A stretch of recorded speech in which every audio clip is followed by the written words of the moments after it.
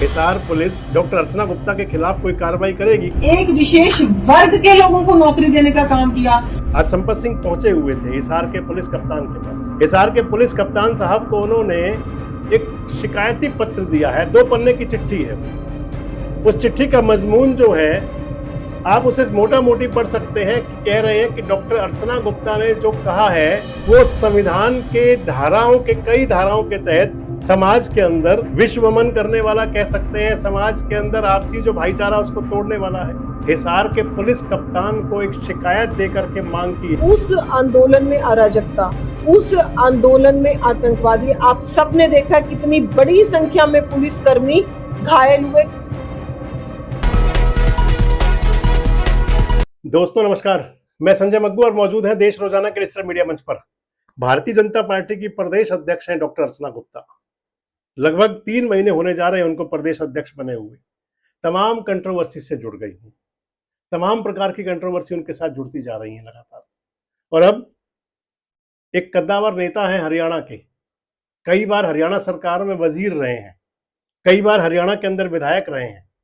उन्होंने हिसार के पुलिस कप्तान को एक शिकायत देकर के मांग की है कि अर्चना गुप्ता के खिलाफ, यानी कि जो बीजेपी की प्रदेश अध्यक्ष हैं डॉक्टर अर्चना गुप्ता, उनके खिलाफ एफआईआर दर्ज की जाए, एफआईआर लिखी जाए, मुकदमा लिखा जाए उनके खिलाफ। कई साक्ष्य भी दिए हैं अपने इसके साथ में, और मांग की है कि यह वक्त का तकाजा है, आपको एफआईआर करनी चाहिए। पूरी बात करूंगा आपसे इस वीडियो के अंदर।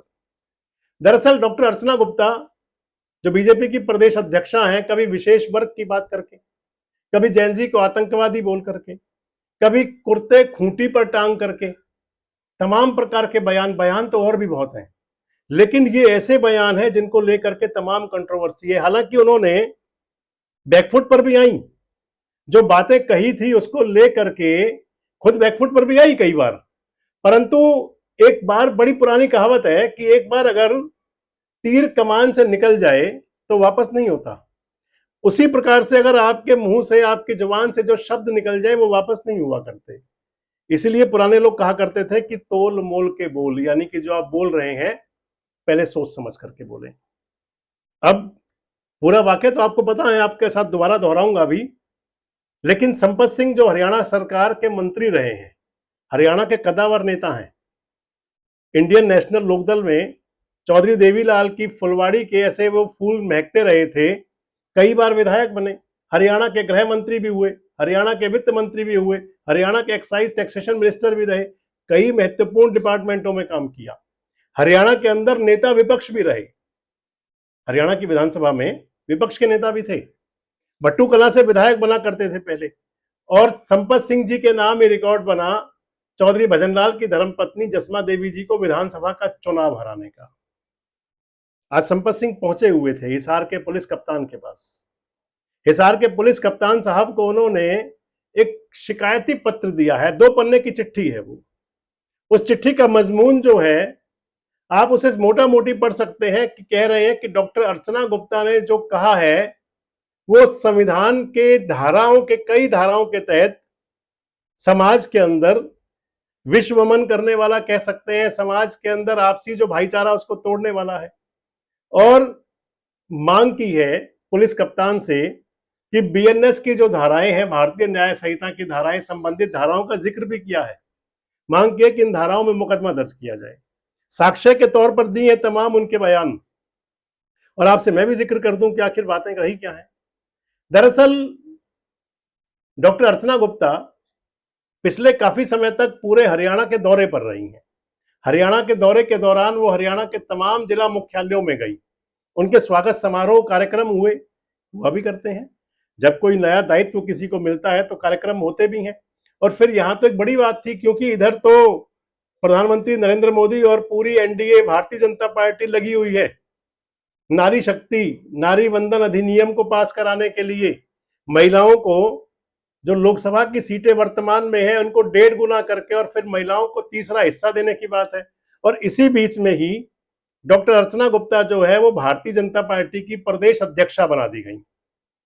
इस समय की अगर आज की बात करें तो इकलौती महिला अध्यक्ष हैं पूरे हरियाणा के अंदर किसी पार्टी की, वो चाहे वो नेशनल पार्टी हो चाहे वो रीजनल पार्टी हो, उनकी प्रदेश अध्यक्ष हैं डॉक्टर अर्चना गुप्ता।